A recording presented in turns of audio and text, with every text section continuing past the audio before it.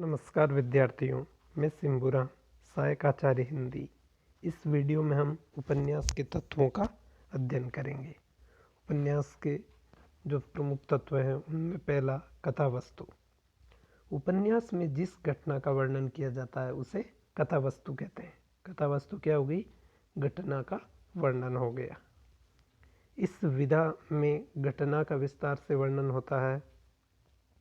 स्थूल घटना के विस्तार के लिए इसमें पर्याप्त अवसर रहता है, अर्थात रचनाकार सीमा के अंदर बंधा नहीं रहता। उपन्यास में कथा वस्तु ठोस और श्रृंखलाबद्ध होनी चाहिए, अन्यथा कथा में अस्वाभाविकता आ जाती है। श्रृंखलाबद्ध का तात्पर्य है एक प्रसंग का दूसरे प्रसंग से संबंध, मूल भाव या प्रसंग को विस्तार से वर्णन करने का अवसर उपन्यास में रहता है। अतः रचनाकार बड़े कौशल के साथ इसका वर्णन कर सकता है। विस्तार करते समय यह भी ध्यान में रखना आवश्यक होता है कि कहीं कोई प्रसंग अप्रासंगिक तो नहीं हुआ जा रहा है।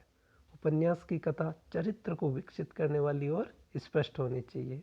जो कथा है उससे पात्रों का जो चरित्र चित्रण है वो होना चाहिए और उनका चरित्र स्पष्ट होना चाहिए। काल्पनिक और अविश्वसनीय लगने वाली घटना का चित्रण उपन्यास में नहीं होना चाहिए। इससे उपन्यास में अस्वाभाविकता आ जाएगी। काल्पनिक और अविश्वसनीयता घटनाएं होगी तो अस्वाभाविकता उपन्यास में आती है। आधुनिक उपन्यास में सामाजिक समस्या को ही कथा वस्तु के रूप में स्थान दिया गया। पहले के उपन्यास में कथा के आरंभ से अंत तक एक श्रृंखला होती थी, अर्थात प्रथम कथा वस्तु का आरंभ, मध्य और अंत होता था, लेकिन आज ऐसा नहीं है। आज कथा का आरंभ किसी भी घटना या वर्णन आदि से हो सकता है, अर्थात कथा के अनुसार कहीं से भी कहानी शुरू हो सकती है। पात्रों के वार्तालाप से या किसी पात्र के अंतर्द्वंद से कथा की शुरुआत हो सकती है। आज के उपन्यास में यह आवश्यक नहीं कि उसमें कोई निश्चित अंत हो, अर्थात कथा की समाप्ति बीच में भी हो सकती है। दूसरा, चरित्र चित्रण। आपने पढ़ा है कि कहानी में पात्रों की संख्या सीमित होती है, लेकिन उपन्यास में ऐसा नहीं होता। पात्रों की संख्या इसमें अधिक तो होती ही है, साथ ही एक से अधिक पात्र महत्वपूर्ण हो सकते हैं। वैसे चरित्र प्रधान उपन्यास में एक पात्र को केंद्र में रखकर कथा का विकास किया जाता है।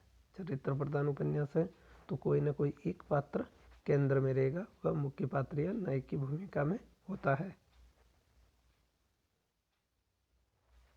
जैसे निर्मला उपन्यास का मुख्य पात्र निर्मला है। उपन्यास में इसमें संपूर्ण जीवन पर आधारित है और सारी घटनाएं उसी के इर्द गिर्द घूमती है।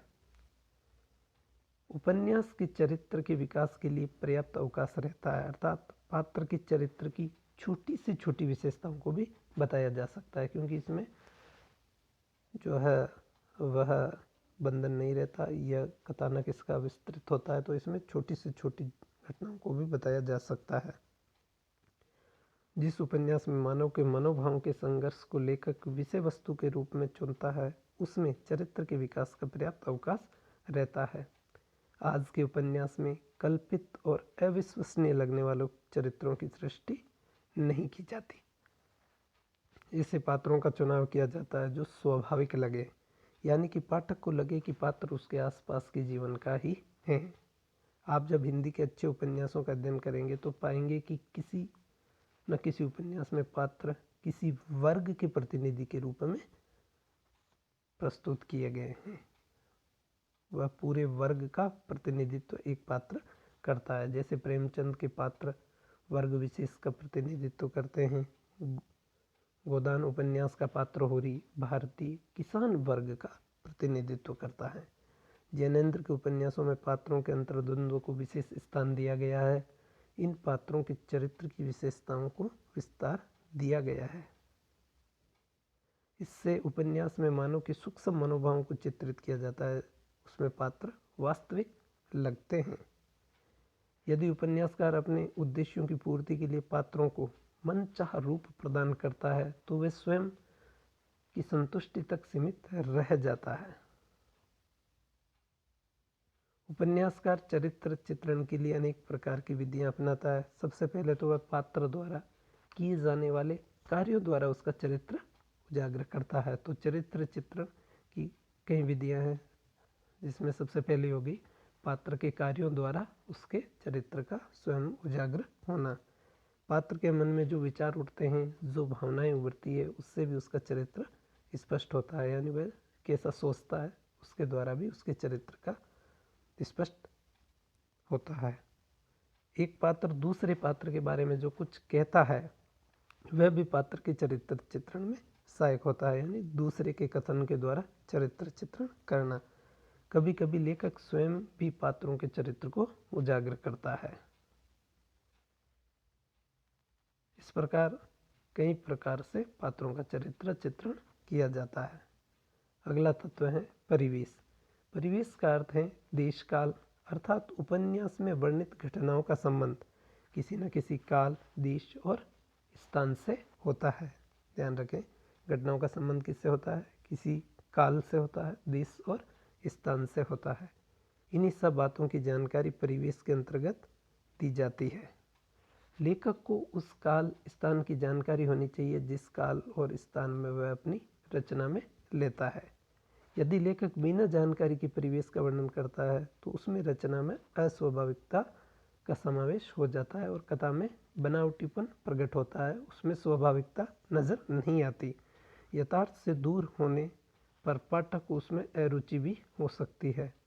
यदि लेखक ने ग्रामीण जीवन की रचना का आधार बनाया है तो उसे ग्रामीण जीवन के परिवेश को यथार्थ ज्ञान भी होना चाहिए, वास्तविक ज्ञान होना चाहिए।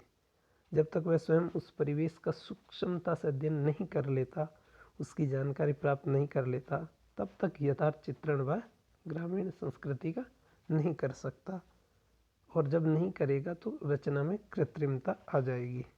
गांव के घर, गलियां, चौपाल, खेत खलियान, लोगों का रहन सहन, खान पान, रीति रिवाज, पशुधन आदि की पूर्ण जानकारी होने के बाद ही लेखक ग्रामीण जीवन को सच्चे अर्थों में अपनी रचना के माध्यम से प्रस्तुत कर सकता है।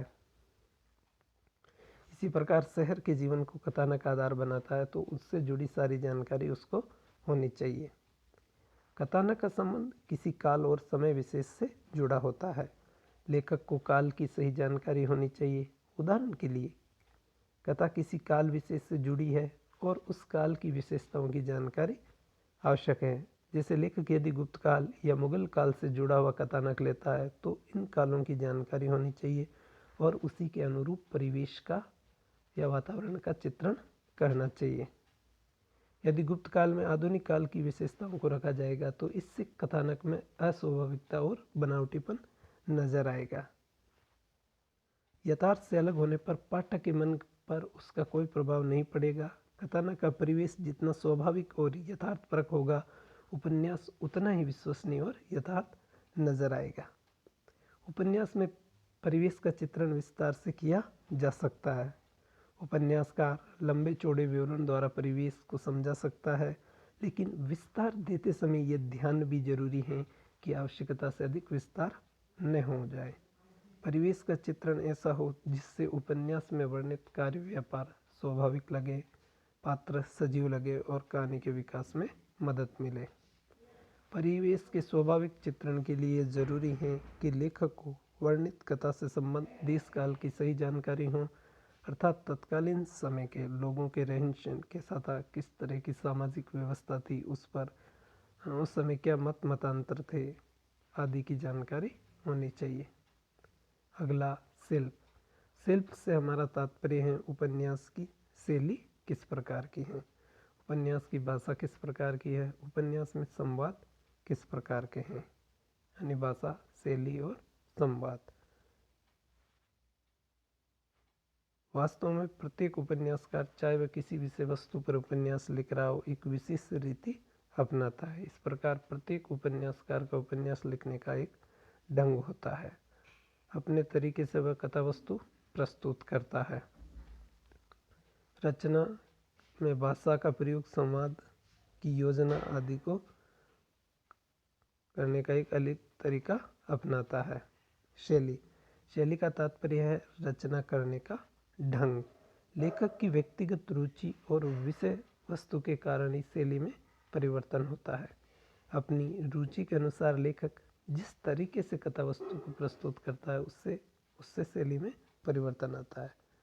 उन्हें देखें, रुचि के अनुसार लेखक जिस तरीके से कथा वस्तु को प्रस्तुत करेगा उससे उसकी शैली में परिवर्तन आता है।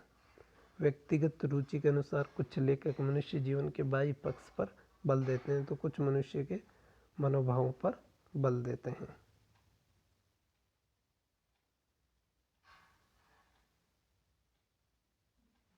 अगला है संवाद। संवाद का अर्थ तो आप जानते ही हैं, पात्रों का जो आपसी वार्तालाप होता है उसे संवाद कहते हैं। संवादों में जहाँ कथा आगे बढ़ती है वहीं पात्रों के चरित्र की विशेषताओं का अनुमान भी लगता है, अर्थात कथानक को गति प्रदान करते हैं और पात्रों के चरित्र का चित्रण करते हैं। संवाद द्वारा उपन्यास में नाटकीयता आती है। चरित्र उद्घाटन के लिए पात्रानुकूल संवाद की योजना आवश्यक है। यदि उपन्यासकार पात्रों के अनुकूल संवाद नहीं लिखता है तो उससे अस्वाभाविकता आ जाती है, कृत्रिमता आ जाती है। यदि उपन्यास का पात्र शिक्षित हैं तो उसके अनुकूल ही संवाद होना चाहिए, या पात्र ग्रामीण जीवन से संबंधित हैं तो उसके परिवेश के अनुकूल संवाद होना चाहिए। भाषा। भाषा वह माध्यम है जिसकी उपन्यासकार रचना में रोचकता लाता है। सहज पात्रानुकूल भाषा का प्रयोग होना चाहिए। कभी कभी उपन्यासकार को पात्रों को छोड़कर अपनी ओर से कुछ कहना पड़ता है। ऐसे समय में लेखक की भाषा अलग हो जाती है, जहाँ वह विचारक के रूप में भाषा का प्रयोग करता है। उपन्यास के लिए सबसे आवश्यक बात है भाषा का सरल होना। यदि भाषा जटिल होगी तो पाठक के लिए कठिनाई उत्पन्न होती है। इसलिए जहाँ तक संभव हो सहज, सरल और बोलचाल की भाषा का प्रयोग करना चाहिए और प्रचलित शब्दों के साथ साथ छोटे छोटे वाक्यों का प्रयोग किया जाना चाहिए। पांचवा, प्रतिपाद्य। प्रतिपाद्य का अर्थ है उद्देश्य। उपन्यास में क्या कहा गया है और क्यों कहा गया है उसी को उद्देश्य कहते हैं। उपन्यास के प्रतिपाद्य को समझने के लिए सबसे पहले ये आवश्यक है कि हम उपन्यास को ठीक से समझें।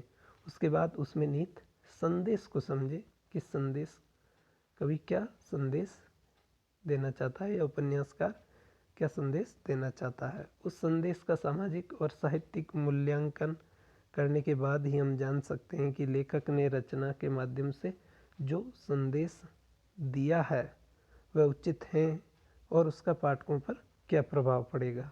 कोई भी लेखक बिना उद्देश्य के उपन्यास नहीं लिखता। श्रेष्ठ उपन्यासकार अपने उद्देश्य की रचना अलग से नहीं करता। रचना का उद्देश्य रचना में ही निहित होता है, समाहित होता है। धन्यवाद।